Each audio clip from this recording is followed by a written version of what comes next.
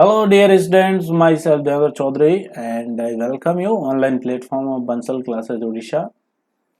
So today we will start a new chapter and this is magnetic effect of current. तो पिछले lecture तक हमने current electricity complete कर लिया था. अब हम देखेंगे magnetic effect of current and magnetism.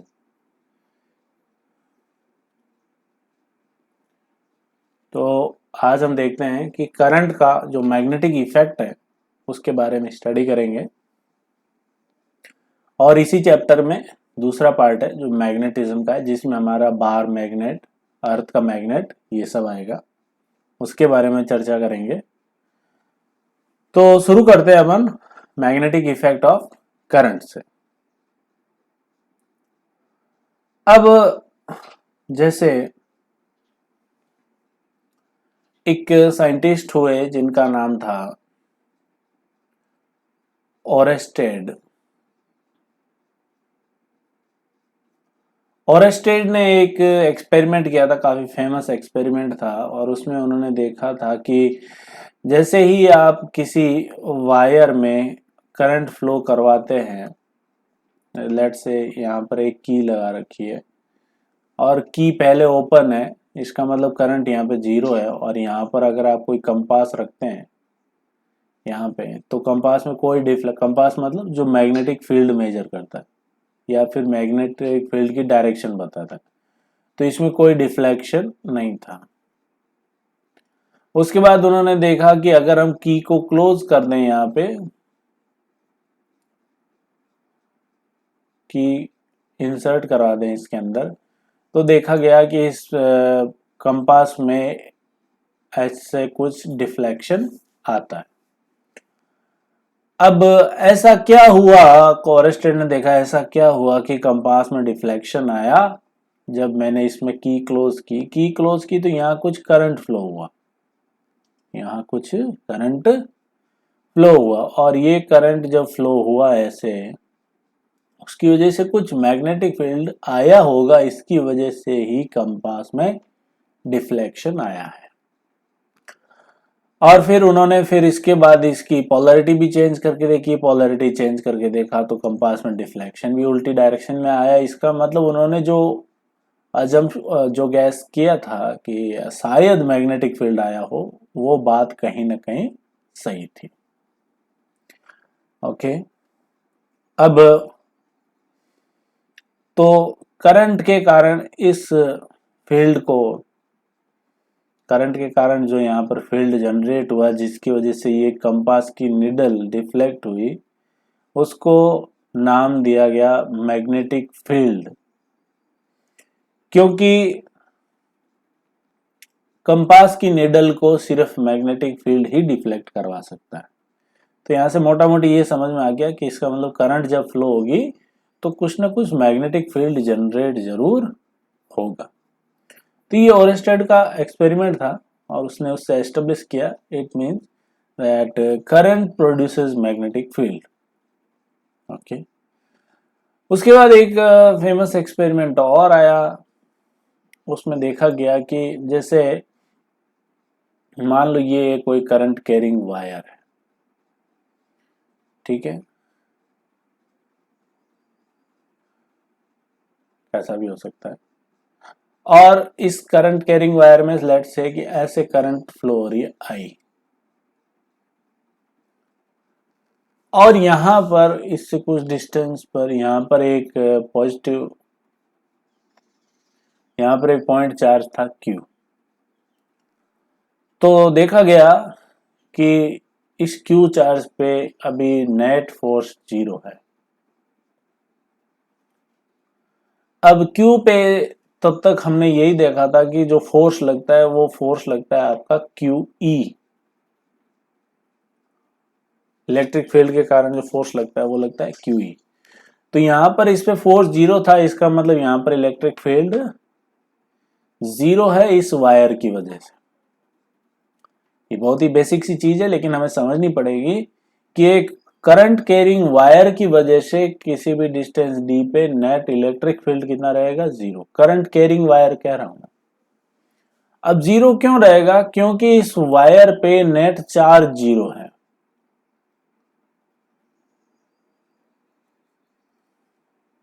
अब कोई समझेगा कि नेट चार्ज 0 कैसे है, तो नेट चार्ज ऐसे 0 है कि वायर में इनिशियली खुद का कोई चार्ज नहीं था, फिर आपने जब बैटरी लगाई तो बैटरी लगाने से इलेक्ट्रॉन्स फ्लो करने लगे हैं। जैसे करंट इधर जा रहा है तो इलेक्ट्रॉन इस डायरेक्शन में फ्लो करने लगे हैं, लेकिन अभी भी इलेक्ट्रॉन्स और अंदर इसके जो इस प्रोटॉन्स हैं उनका बैलेंस अब भी बराबर है। तो इसका मतलब इनिशियली इस पे कोई चार्ज नहीं था, तो अब भी कोई चार्ज नहीं है। जितने इलेक्ट्रॉन्स है उतने प्रोटॉन्स यहाँ पर मौजूद हैं। लेकिन हाँ, करंट की वजह से कुछ इलेक्ट्रॉन्स यहां से एंटर हो रहे हैं, तो उतने इलेक्ट्रॉन यहां से एग्जिट भी हो रहे हैं। ठीक है, तो इस सेक्शन में जितना चार्ज इलेक्ट्रॉन का एंटर हो रहा है उतना ही एग्जिट हो रहा है। इसका मतलब बैलेंस अब भी बरकरार है। बैलेंस बरकरार है मतलब नेट चार्ज 0 है, नेट चार्ज 0 है, इसका मतलब यहां पर इलेक्ट्रिक फील्ड क्या है, 0 है। और इलेक्ट्रिक फील्ड 0 है, इसका मतलब इस पे कोई फोर्स नहीं लगेगा, कोई फोर्स नहीं लगेगा, इसका मतलब ये यहां से मूव नहीं करेगा। और ऐसा ही हुआ, उन्होंने ऐसा सोचा और ऐसा ही हुआ, ये चार्ज यहां से मूव नहीं किया। तो यहां से एक बात क्लियर हो गई उनके दिमाग में कि भैया कि इलेक्ट्रॉन्स जिसमें फ्लो हो रहे हैं वो अभी भी बैलेंस्ड हैं। इसका मतलब करंट कैरिंग वायर की वजह से इलेक्ट्रिक फील्ड तो नहीं होता। अच्छा, अब एक दिन क्या हुआ कि जैसे ये वायर था और इसमें ऐसे करंट आई फ्लो हो रहा था, और यहां पर इन्होंने टेस्टिंग के लिए चार्ज क्यू रखा हुआ था और इस पे कोई फोर्स नहीं लग रहा था, तो ये किधर भी नहीं जा रहा था। अब देखा गया कि एक दिन गलती से by mistake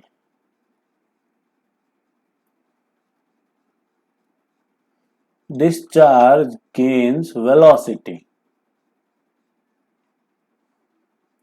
charge gains velocity. इस चार्ज को गलती से इधर की डायरेक्शन में एक स्पीड मिल गई v।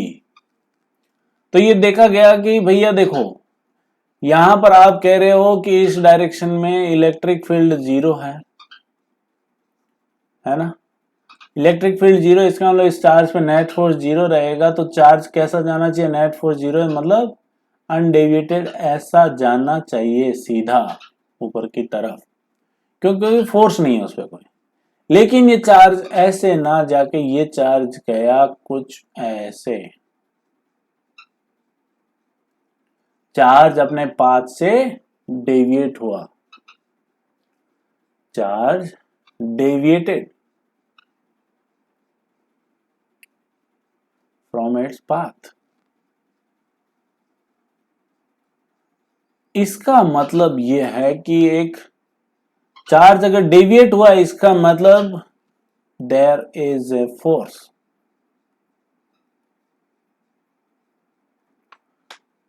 अब और ये जो फोर्स है वो इलेक्ट्रोस्टैटिक तो नहीं है, नॉट इलेक्ट्रोस्टैटिक फोर्स, क्योंकि इलेक्ट्रोस्टैटिक का फोर्स होता तो पहले भी लगता, लेकिन पहले नहीं लग रहा था, अब लग रहा है।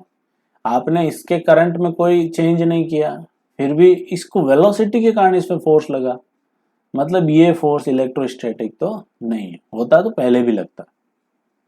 तो ये फोर्स कौन सा है, तो फिर ऑरेस्टेड का जो एक्सपेरिमेंट था उससे याद आया कि ये मैग्नेटिक फील्ड है and this force is due to magnetic field.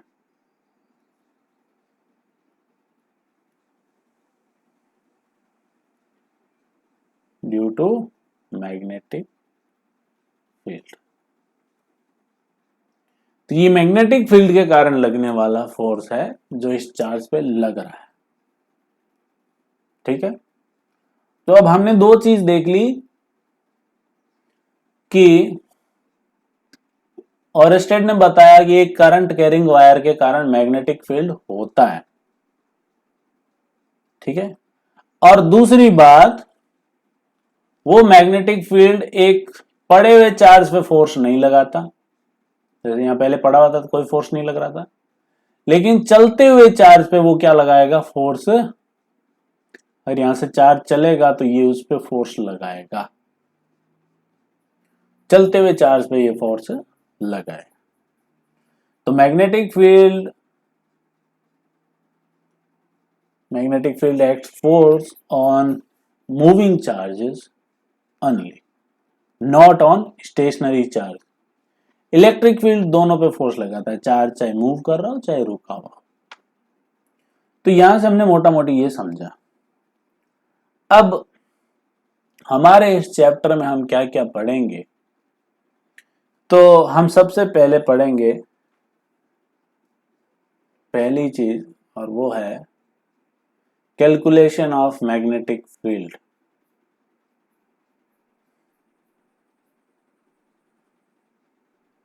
सबसे पहले हम देखेंगे कि किसी वायर के कारण या फिर उसकी कैसी शेप हो उसके कारण मैग्नेटिक फील्ड कितना होता है, उसकी डायरेक्शन किधर होती है। और इस कैलकुलेशन में हम दो चीजें पढ़ेंगे, एक तो पढ़ेंगे हम बायोट स्वार्ट लॉ, और एक पढ़ेंगे हम amperes circuital law. Biot sword law and amperes circuital law.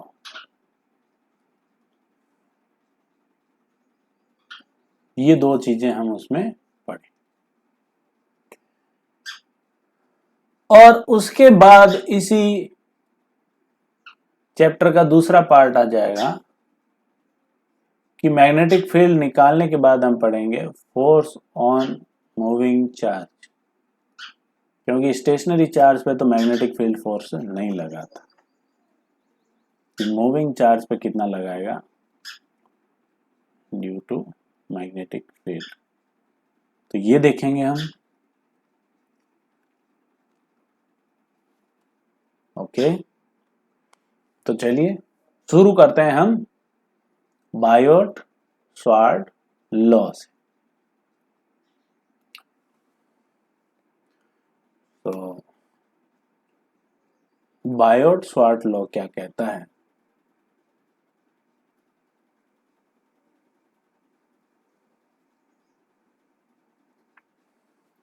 चलिए, तो ये पहली बात तो लॉ है, और लॉ का कोई एक्सप्लेनेशन नहीं होता। अब बायोट स्वार्ट लॉ में क्या क्या चीजें इंक्लूड है, तो पहली चीज इसमें इंक्लूड है वो ये है कि मैग्नेटिक फील्ड एक वेक्टर क्वांटिटी है। Magnetic field is a vector quantity.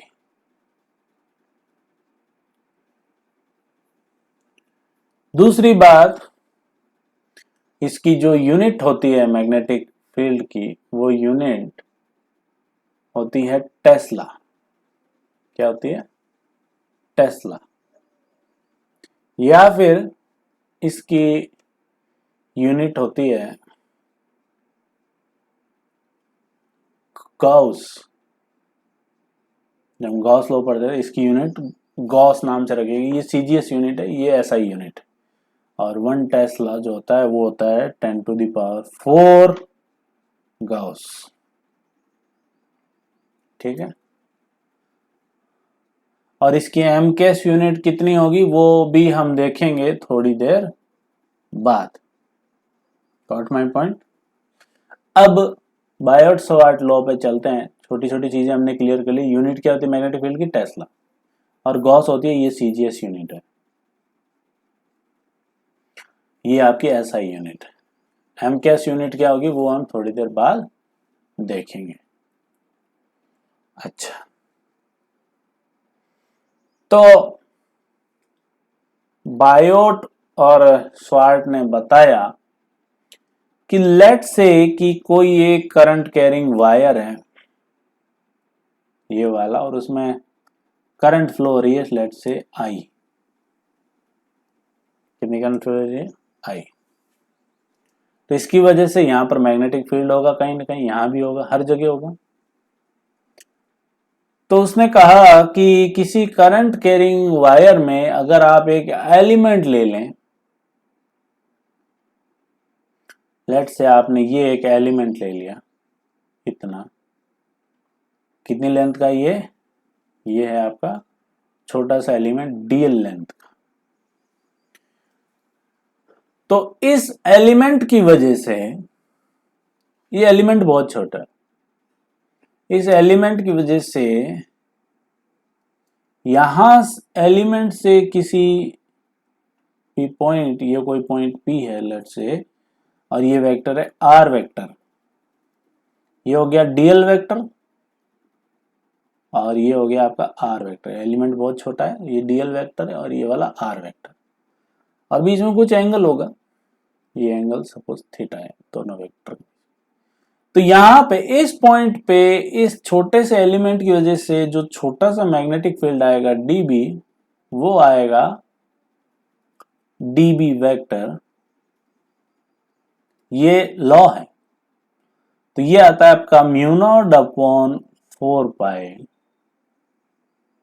Law है भैया, mu naught upon 4 pi I dl vector cross are vector upon mod of r का क्यूब।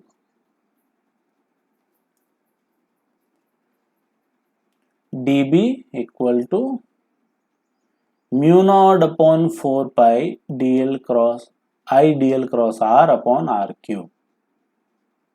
तो यही है आपका बायोट स्वार्ट लॉ, और आप इस एक्सप्रेशन को अगर याद रख पाते हैं, रखना ही पड़ेगा, कोई और उपाय नहीं है, तो यही एक्सप्रेशन बायोट स्वार्ट लॉ है। तो अब आप यहां पर सब कुछ देख सकते हैं, सब कुछ क्लियर हो चुकी है चीज। एक एक चीजों को और हम क्लियर कर लेते हैं। What is mu not? तो यहां पर म्यू नॉट क्या है? तो म्यू नॉट है यहां पर परमिएबिलिटी,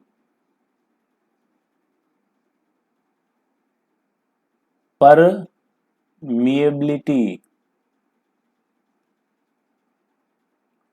ऑफ फ्री स्पेस,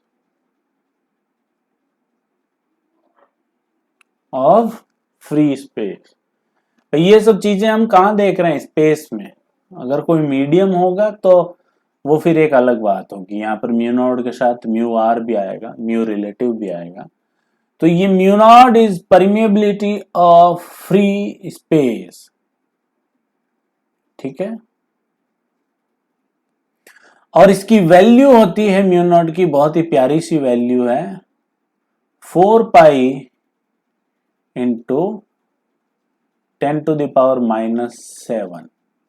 तो म्यू नॉट अपॉन 4 पाई की वैल्यू कितनी हो जाएगी? 10 to the power -7। Mu naught की value 4 pi into 10 to the power -7। और यूनिट क्या होगी म्यू नॉट की? तो म्यू नॉट की आप यूनिट लिख लें, इधर होगी टेस्ला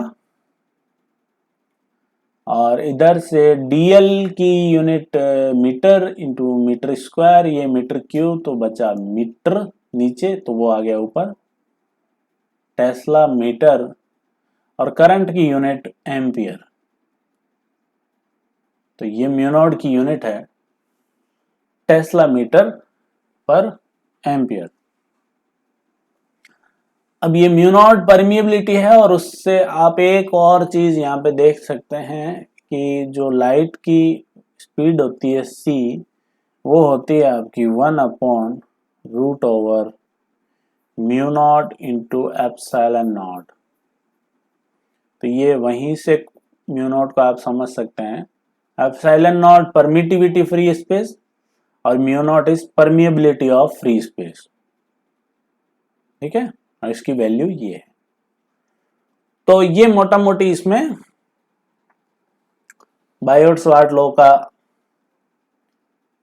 क्या कह सकते हैं इसको, एक्सप्रेशन है। अब डायरेक्शन, मैग्नेटिक फील्ड, देखो यहां पर ये जो है ना, ये वेक्टर क्वांटिटी है, क्रॉस प्रोडक्ट है, तो डायरेक्शन आएगी। और डायरेक्शन आप किससे निकालेंगे, right hand thumb rule. Direction यहां पर किससे निकालेंगे, राइट हैंड थंब रूल। आप अपनी राइट हैंड फिंगर्स को डीएल की तरफ रखेंगे इधर, और आपको जहां मैग्नेटिक फील्ड जैसे इस पी पॉइंट पे निकालना है, तो डीएल की तरफ रख के आप आर वेक्टर की डायरेक्शन में ऐसे घुमाएंगे, तो जो थंब की डायरेक्शन होगी वो आपकी मैग्नेटिक फील्ड की डायरेक्शन होगी। तो इधर रख के अगर आप इधर घुमाते हैं तो थंब आएगा इनवर्ट द प्लेन यहां पे, तो मैग्नेटिक फील्ड किधर होगा, प्लेन के अंदर, ऐसा। और अगर लेट से मैं यहां कोई एक पॉइंट ले लेता और फिर पूछता यहां मैग्नेटिक फील्ड किधर है, तो यहां पर डीएल, तो देखो डीएल की डायरेक्शन, डीएल वेक्टर आप जो लोगे ये हमेशा किधर लोगे, अलोंग द करंट, करंट की डायरेक्शन में। डीएल वेक्टर हमेशा करंट की डायरेक्शन में लेंगे हम। तो इधर यहां पे निकालना है तो करंट की डायरेक्शन ये है, इधर आप अपनी उंगलियां करें और इस डायरेक्शन में घुमा दें तो आपको दिखेंगे, ऐसे घुमाएंगे ये आर वेक्टर हो जाएगा। तो बाहर की तरफ थंब की डायरेक्शन होगी, इसका मैग्नेटिक फील्ड यहाँ पे बाहर होगा। तो ये बाहर का साइन हो गया, ये अंदर का साइन हो गया। तो इसके लेफ्ट में आप कहीं पे भी देखोगे तो मैग्नेटिक फील्ड बाहर होगा, और राइट में देखोगे तो मैग्नेटिक फील्ड अंदर होगा। ठीक है, तो DL should be along the current. Okay, अच्छा, और भी छोटी छोटी चीजें हैं।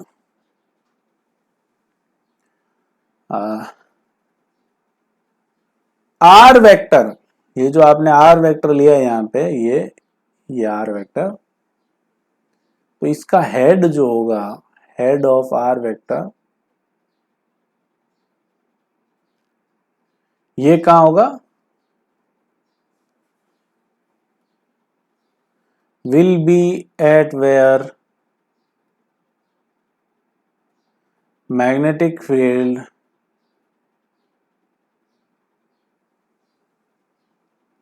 टू बी फाइंड आउट, जहां पर हमें मैग्नेटिक फील्ड फाइंड करना है वहां होगा आर वेक्टर का हेड। तो यहां हमें मैग्नेटिक फील्ड फाइंड करना है तो आर वेक्टर का हेड हम यहां रखेंगे। ठीक है, और डीएल वेक्टर हमेशा करंट की डायरेक्शन में लेंगे। दो चीजें। तीसरी बात कि जो मैग्नेटिक फील्ड होगा डीबी, आप देख सकते हैं मैग्नेटिक फील्ड क्रॉस प्रोडक्ट में आ रहा है, किस किस के, डीएल और आर के, डीएल और आर के। तो magnetic field will be perpendicular to DL and R vector. तो इस आर वेक्टर के परपेंडिकुलर होगा मैग्नेटिक फील्ड, जहां कहीं भी निकालेंगे मैग्नेटिक फील्ड आर वेक्टर के परपेंडिकुलर होगा। तो यहां पर अगर देखते हैं तो मैग्नेटिक फील्ड अंदर की डायरेक्शन में, तो आप देख सकते हैं आर वेक्टर इधर है और मैग्नेटिक फील्ड अंदर है, मतलब दोनों परपेंडिकुलर हैं। तो आप इस तरीके से डायरेक्शन निकाल सकते हैं, और यही बायोट-सवार्ट लॉ है। अब कुछ कुछ जैसे छोटी छोटी बातें हम करते हैं कि लेट से ये एक वायर है और इसमें करंट ऐसे फ्लो हो रही है, और यहां पूछ ले यहां पर मैग्नेटिक फील्ड किधर है, तो बता सकते हैं क्या हम? तो हम करंट की डायरेक्शन में राइट हैंड फिंगर्स को रखेंगे और इधर घुमाएंगे तो हम मुझे लग रहा है कि थंब की डायरेक्शन इनवर्ड द प्लेन होगी। इसका मतलब यहां पर मैग्नेटिक फील्ड ऐसा होगा। आर वेक्टर आप लोगे, देखो कोई भी एलिमेंट ले सकते हो, लेकिन एलिमेंट की डायरेक्शन डीएल वेक्टर भी यही होगी। आई की डायरेक्शन में ये डीएल वेक्टर होगा और ये हो जाएगा आर वेक्टर का हेड। तो आप दोनों का क्रॉस देख सकते हो, डीएल क्रॉस आर किधर होगा, इनवर्ड द प्लेन, और वो इस आर के परपेंडिकुलर होगा, अंदर परपेंडिकुलर ही होगा। ठीक है, अब जैसे मान लो कि करंट ऐसे जा रही है अंदर की तरफ, ये अंदर का ही साइन होता है, अंदर के प्लेन की इनवर्ड द प्लेन, और आउटवर्ड द प्लेन का साइन कैसा होता है, ऐसा। अब करंट ऐसे जा रही है, पहले करंट ऐसे जा रही थी, अब करंट ऐसे जा रही है अंदर की तरफ, कितनी जा रही है, आई। ठीक है, और इसकी वजह से यहां इस पॉइंट पे पूछा है मुझे मैग्नेटिक फील्ड, तो उसकी डायरेक्शन किधर होगी, इसकी डायरेक्शन किधर होगी। तो मैं right hand thumb rule use करता हूं, मैं करंट की डायरेक्शन में अपनी उंगलियां रखूंगा और यहां पे निकालनी है, मतलब आर वेक्टर ये हो जाएगा। तो करंट की डायरेक्शन अंदर की तरफ है, तो प्लेन के अंदर उंगलियां रख के आप इधर घुमाएंगे ऐसे, तो थंब आएगा नीचे की तरफ, तो यहां पर मैग्नेटिक फील्ड होगा नीचे। ठीक है, अगर मैं यहां निकालना चाहूं मैग्नेटिक फील्ड किधर होगा, तो अंदर की तरफ उंगलियां रख के आप ऐसे ऊपर घुमाएंगे ऐसे, तो थंब की डायरेक्शन आएगी इधर। अगर आप यहां निकालना चाहेंगे तो इसकी वजह से यहां पर आप देखेंगे कि मैग्नेटिक फील्ड आएगा इधर। अगर आप यहां निकालना चाहेंगे तो अंदर की तरफ रख के नीचे की तरफ उंगलियां अगर घुमाएंगे तो थंब की डायरेक्शन ये होगी, ऐसे ही यहाँ पर थंब की डायरेक्शन ऐसे आएगी, यहाँ पर ऐसे आएगी, यहाँ पर ऐसे आएगी, यहाँ पे ऐसे आएगी। तो कैसा मैग्नेटिक फील्ड बनेगा, ऐसा।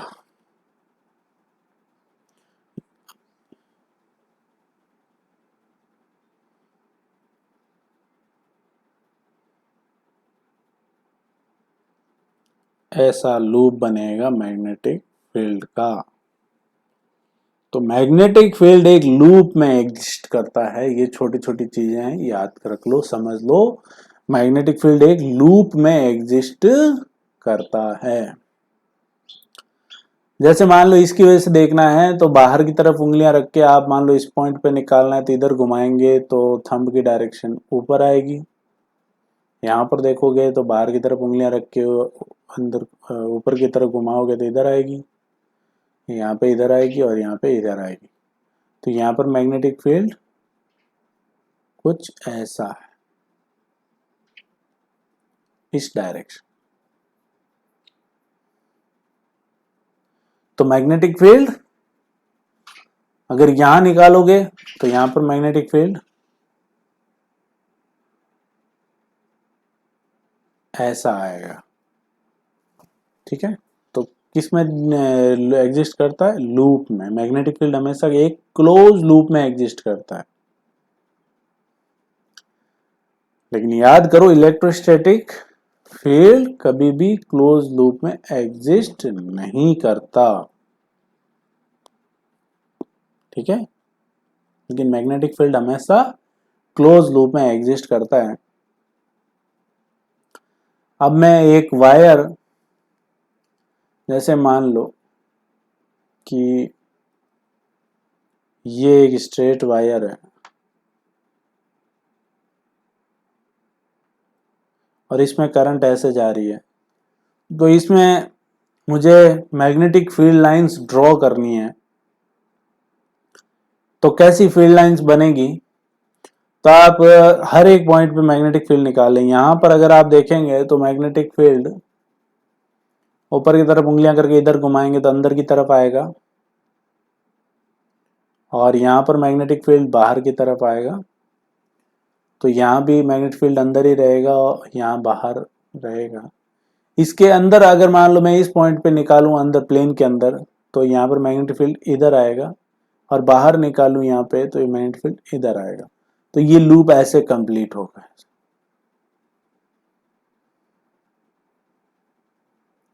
इस तरीके से मैग्नेटिक फील्ड होगा। तो फील्ड लाइंस कुछ ऐसी बनेंगी।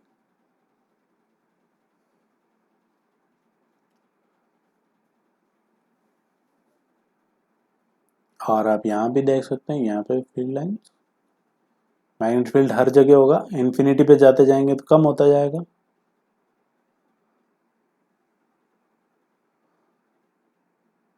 आप यहाँ पे भी देख सकते हैं, हर जगह बने ऐसे इसके लूप्स बनते जाएंगे मैग्नेटिक फील्ड के। ठीक है, तो ये करंट कैरिंग वायर की वजह से कुछ ऐसा मैग्नेटिक फील्ड जनरेट होता है। समझ में आई बात? किसमें होगा? क्लोज लूप में। अच्छा, तो हमने बायोट-सवार्ट लॉ से देख लिया मैग्नेटिक फील्ड की डायरेक्शन वगैरह किधर होती है। अब बायोट-सवार्ट लॉ का यूज करके, जैसे हमने कूलम्स लॉ का यूज करके इनफाइनाइट वायर के कारण इलेक्ट्रिक फील्ड निकाला था, फाइनाइट लेंथ के वायर के कारण इलेक्ट्रिक फील्ड निकाला था, तो वैसा ही अब हम मैग्नेटिक फील्ड निकालने की कोशिश करेंगे। तो हमारी हेडिंग है मैग्नेटिक फील्ड ड्यू टू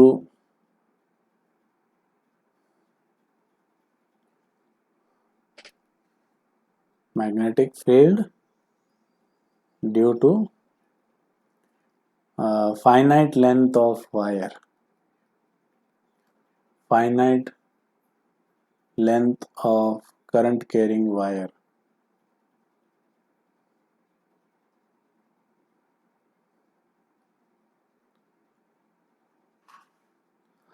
तो जैसे स्ट्रेट वायर ही देख रहे हैं हम, स्ट्रेट है, कर्व्ड नहीं है, बिल्कुल भी स्ट्रेट वायर है।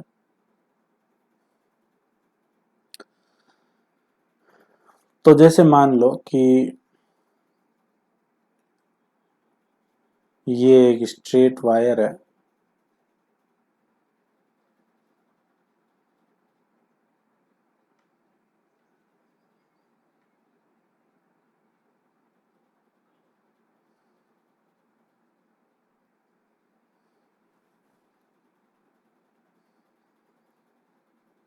ठीक है, और इस स्ट्रेट वायर में सपोज ऐसे करंट आई जा रही है, और इस वायर से कोई एक परपेंडिकुलर डिस्टेंस ये है सपोज d, और इस d पे यहां पे हमको मैग्नेटिक फील्ड B फाइंड करना है। ठीक है, और हमको दोनों ये वाले एंगल दिए हुए हैं, इसके अपर एज का एंगल यहां से ये आपको दिया हुआ है θ1, और लोअर एज का एंगल यहां से हमें दिया हुआ है θ2। ठीक है, तो जैसा गॉस में हम करते थे कूलम्स लॉ में, वैसा ही कुछ करेंगे यहाँ पे। ये θ1 है, ये θ2 है। तो अब क्या करें? तो अपन वही एलिमेंट ले लेते हैं। ये एंगल θ1 है, याद रखना, क्योंकि बहुत कंजेस्टेड हो रहा है डायग्राम। ये एंगल दिस इज θ1। तो हम क्या करते हैं कि हमें बायोट-सवार्ट लॉ ये अप्लाई करना है, तो हम क्या एक एलिमेंट ले लेते हैं। चलिए हम यहां से y पे जाके एक dy का एलिमेंट ले लेते हैं।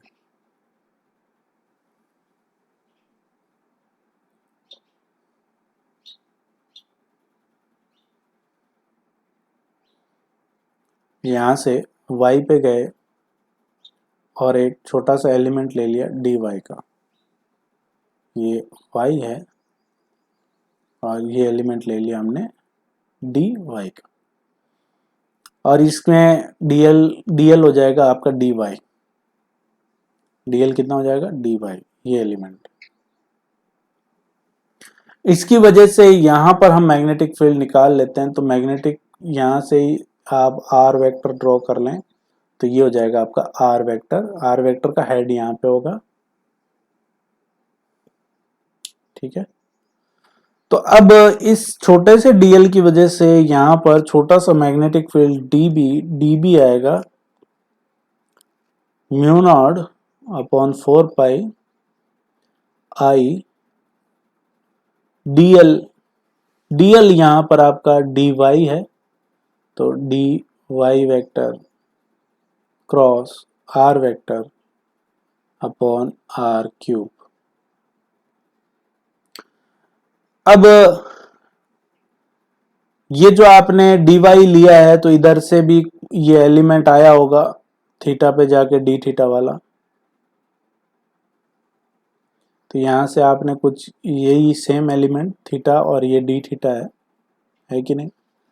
तो ये एंगल अगर थीटा है तो ये हो गया 90 माइनस थीटा, और ये डी एल की डायरेक्शन और ये आर की डायरेक्शन, तो ये एंगल हो जाएगा आपका डी एल और आर वेक्टर के बीच में। तो आप क्रॉस प्रोडक्ट करेंगे तो उसे भी तो खोलेंगे, है ना। तो ये एंगल थीटा है, तो ये वाला है 90 माइनस थीटा, और ये हो गया 180 माइनस 90 माइनस थीटा, तो ये हो गया 90 प्लस थीटा, है ना। तो डीबी हो गया mu naught upon 4 pi I D Y into R into cos 90 plus theta.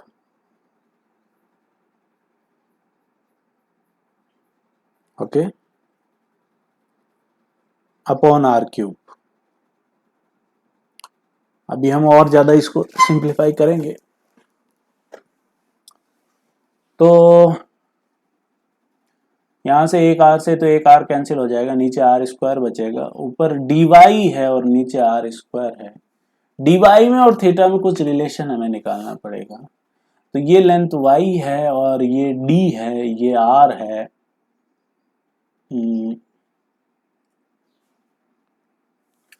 तो आप देख सकते हैं यहां से कि टेन थीटा वो y अपॉन डी है, और y वेरिएबल है, तो y बराबर डी टेन थीटा है। अगर डिफ्रेंशिएट कर लें तो dy हो जाएगा d into sec square theta into D theta. तो dy की वैल्यू तो हमें मिल गई, तो db हो गया mu naught upon 4 pi I, नीचे आर स्क्वायर, एक आर से तो एक आर कैंसिल हो जाएगा, dy की वैल्यू है d sec square theta D theta, और ये cos 90 प्लस थीटा कितना होगा, साइन थीटा या फिर माइनस साइन थीटा।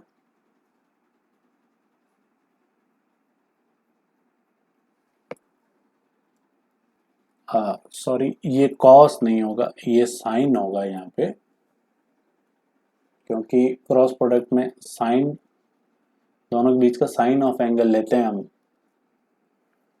तो ये साइन 90 प्लस थीटा होगा। D Y R into sine angle between D Y and R which is 90 plus theta, तो साइन 90 प्लस थीटा क्या होगा, cos theta upon R square. अब R square, R किसके बराबर है, तो आर है आपका, आर स्क्वायर बराबर Y square plus D square, है ना। तो उसको भी आप यहाँ पे रख दें, R square is Y square plus D square, और y है डी टेन थीटा। चलिए,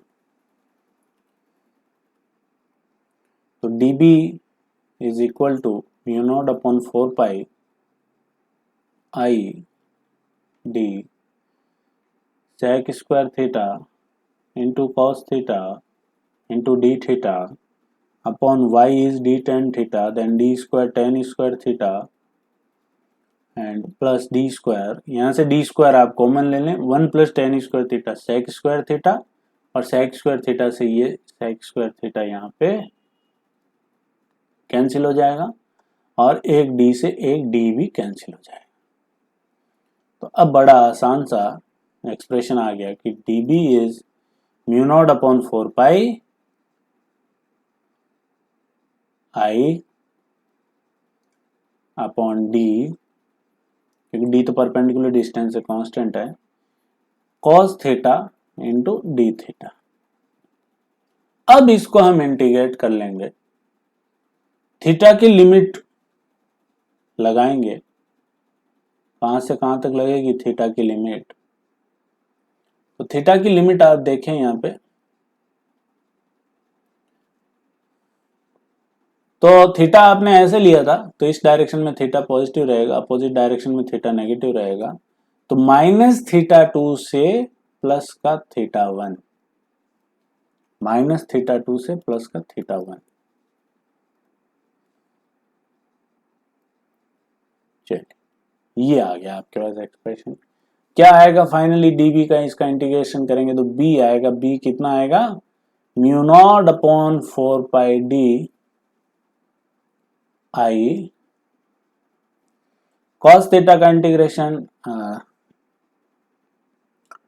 साइन थीटा, और लिमिट पुट करने पे sign theta 1 minus sign theta 2, और बाहर आ जाएगा माइनस साइन, तो ये हो जाएगा sign theta 1 minus minus plus sine theta 2। तो ये मैग्नेटिक फील्ड, ये आपको याद रखना है।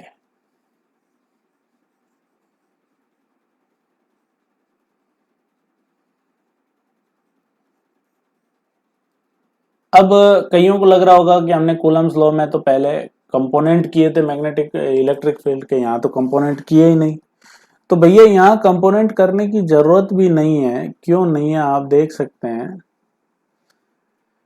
कि यहाँ पर आप कौन सा भी डीएल वेक्टर ले लें, या आपने डीएल वेक्टर ले लिया, इसकी वजह से यहाँ मैग्नेटिक फील्ड अंदर की तरफ ही आएगा, क्योंकि इधर की तरफ उंगलियां रख के ऐसे घुमाएंगे तो मैग्नेटिक फील्ड अंदर आएगा। यहाँ डीएल ले लो तो उसकी वजह से भी अंदर ही आएगा, तो सबकी वजह से मैग्नेटिक फील्ड अंदर की तरफ आएगा।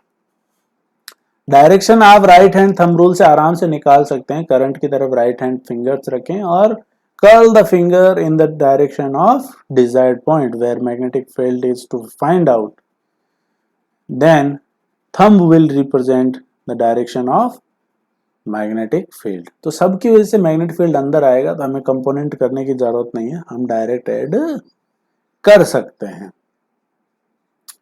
ठीक है,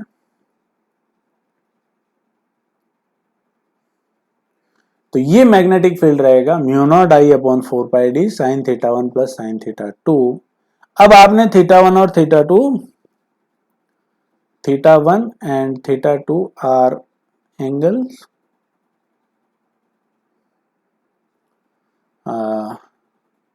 एक क्लॉकवाइज में है और दूसरा एंटी क्लॉकवाइज में है, ध्यान रखना, और वो भी कहां से है, फ्रॉम परपेंडिकुलर डिस्टेंस से, परपेंडिकुलर डिस्टेंस से, और कहां तक, टू द एक्सट्रीम पॉइंट्स, जो भी एक्सट्रीम पॉइंट्स हैं वहां तक। और अब आपको पॉजिटिव नेगेटिव में नहीं लेना है, एक बार आप ले चुके हो, अब आपको सिर्फ वैल्यू पुट करनी है। ठीक है, तो ये बायोट-सवार्ट लॉ का पहला एप्लीकेशन हमने निकाला, एक फाइनाइट वायर के कारण परपेंडिकुलर डिस्टेंस डी पे जो मैग्नेटिक फील्ड आया है। और ये ध्यान रखना, ये जो मैग्नेटिक फील्ड बी है, this is also perpendicular to D. ये डी के कैसा होगा, हमेशा परपेंडिकुलर है ना, परपेंडिकुलर डिस्टेंस के भी परपेंडिकुलर होगा। तो ये जैसे आपने ऐसे वायर बनाया है, उसकी वजह से यहाँ पर मैग्नेटिक फील्ड अंदर की तरफ होगा, तो ये आपका डी है, इसके अंदर की तरफ ऐसे। तो मैग्नेटिक फील्ड लाइंस अगर हम ड्रॉ करें यहाँ पे, तो कैसी फील्ड लाइंस बनेगी, ऐसी।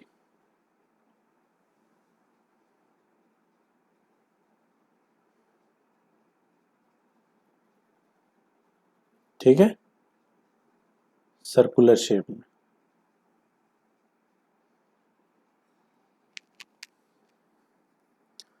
अब कुछ एग्जाम्पल कर लेते हैं। तो पहला एग्जाम्पल इसी पे बेस्ड है कि एक सेमी इनफाइनाइट वायर की वजह से मैग्नेटिक फील्ड कितना होगा। Semi infinite wire, semi infinite का मतलब ऊपर तो इनफाइनाइट है, उसके बाद यहां पर इनफाइनाइट नहीं है, और इस एज के यहां परपेंडिकुलर डिस्टेंस डी पे यहां पर मैग्नेटिक फील्ड फाइंड करना है और करंट ऐसे जा रही है। तो यहां पर आप देख सकते हैं कि थीटा वन तो है 90 डिग्री, क्योंकि इनफाइनाइट पे आप ऐसे मिलाएंगे उसको तो इन्फिनिटी पे मिलेंगे, तो ये एंगल बन जाएगा 90 डी से, और थीटा टू है 0 डिग्री।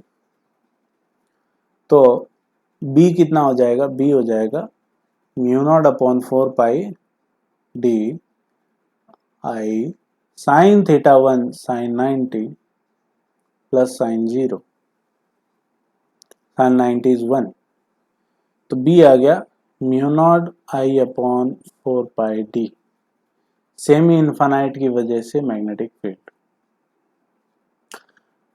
अब इसमें ऐसा भी पूछ सकता था कि एक सेमी इनफाइनाइट वायर कुछ ऐसा है और यहाँ पर निकालना है डी डिस्टेंस पे, और ये एंगल आपको दे रखा है 30 डिग्री,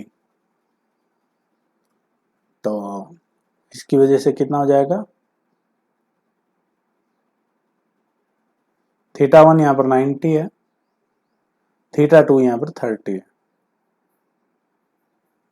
ये हो जाएगा इसकी वजह से। अब अगर कंप्लीट इनफाइनाइट वायर होता, magnetic field due to infinite wire, अब इनफाइनाइट कुछ होता नहीं है, रिलेटिव टर्म है, आपको ही पता है, तो इनफाइनाइट वायर की वजह से, इनफाइनाइट वायर मतलब ऊपर भी इनफाइनाइट नीचे भी इनफाइनाइट, डी डिस्टेंस पे बी निकालना है, तो यहाँ पे थीटा वन भी 90 है, थीटा टू भी 90, मैग्नेटिक फील्ड बी कितना होगा, mu naught I upon 4 pi d sine theta one sine 90 plus sine theta two sine 90, ये हो गया 2, 2 टू ज़ा 4, बी कितना आया mu naught I upon 2 pi D, ये याद रखना भैया, ये क्या रखना है, याद रखना है।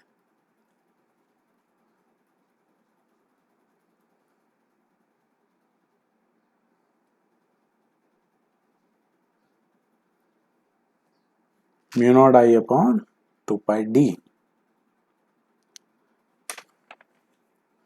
एंगल का ध्यान देना, एक एंगल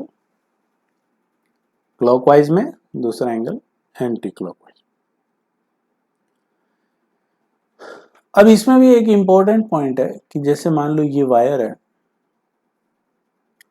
और कोई मुझे कहे कि इस वायर की जो ये एक्सिस है ये वाली, इसमें इस पॉइंट पर मैग्नेटिक फील्ड कितना होगा, इस एक्सिस पे, वायर की एक्सिस पे, तो यहां पर मैग्नेटिक फील्ड हमेशा 0 लिया जाएगा, ठीक है, क्योंकि यहां पर हम डिफाइन नहीं कर सकते, क्योंकि यहां पे डी भी 0 है और दोनों एंगल भी 0 है, तो 0 अपॉन 0 साइन 0 अपॉन 0, तो हम यहाँ पे मैग्नेटिक फील्ड 0 ही लेते हैं। वायर की एक्सिस पे यहाँ पर मैग्नेटिक फील्ड कितना लिया जाएगा, हमेशा 0, ये ध्यान रखना। चलिए अब कुछ क्वेश्चन कर लेते हैं। तो पहला क्वेश्चन आपके लिए,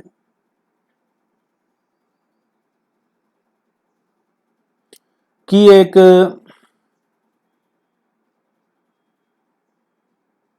इक्विलैटरल ट्राइंगल है, इक्विलैटरल ट्राइंगल,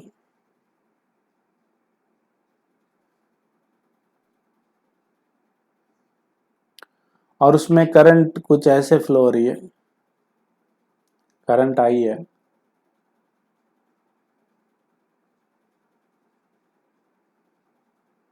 इस इक्विलैटरल ट्राइंगल की साइड है ए,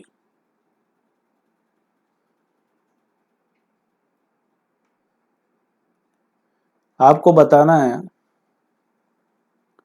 मैग्नेटिक फील्ड एट सेंटर, जिसको आप सेंट्रोइड भी कहते हैं, हम सिर्फ सेंटर कहेंगे इसको, मैग्नेटिक फील्ड एट सेंटर कितना होगा आप बताएंगे मुझे।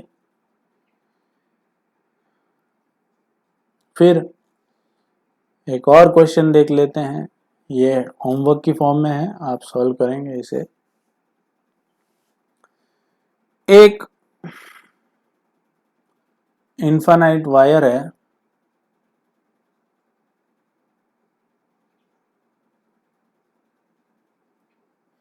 और इस वायर से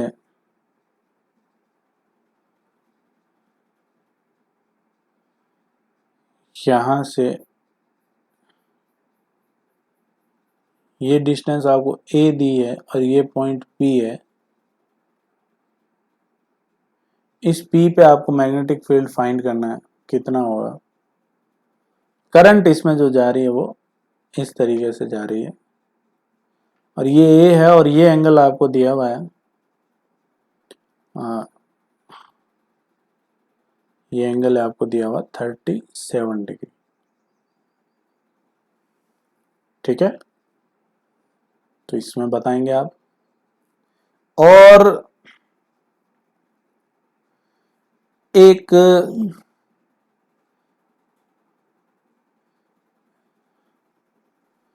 स्क्वायर है,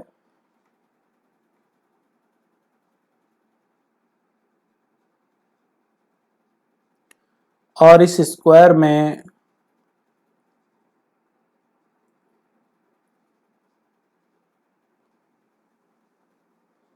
यहां से करंट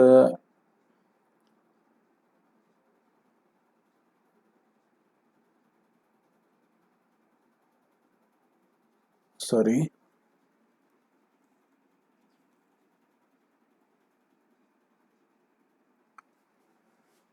हटा देते हैं।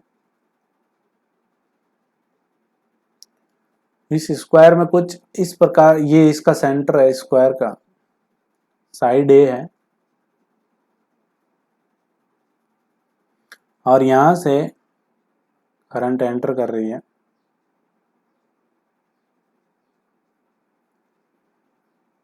हाई करंट है, और यहां से हम उसको एग्जिट करवा रहे हैं, तो जितनी करंट घुसेगी उतनी निकलेगी बाहर। तो इसके इस सेंटर पे आपको मैग्नेटिक फील्ड फाइंड करना है।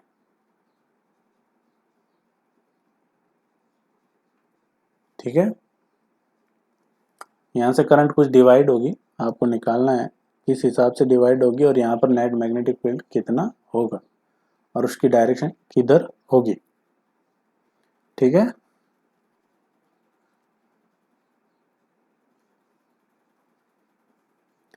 उसके बाद एक क्वेश्चन और है कि कुछ ऐसी शेप है, इनफाइनाइट वायर है,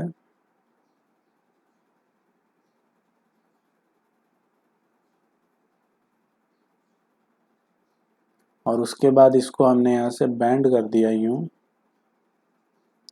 अब इधर भी आगे इनफाइनाइट तक है, और ये एंगल दिया हुआ है आपको अल्फा, और इसके परपेंडिकुलर बाइसेक्टर पे यहाँ पे कोई पॉइंट है पी, ये एंगल अल्फा बाई 2 है, और ये डिस्टेंस आपको दी हुई है परपेंडिकुलर बाई, ये मान लो पॉइंट ओ है, तो ओपी आपको दे रखी है डी, स्मॉल डी के बराबर, एंगल अल्फा बाई 2 है, और करंट ऐसे आ रही है। तो आपको निकालना है मैग्नेटिक फील्ड एट पी।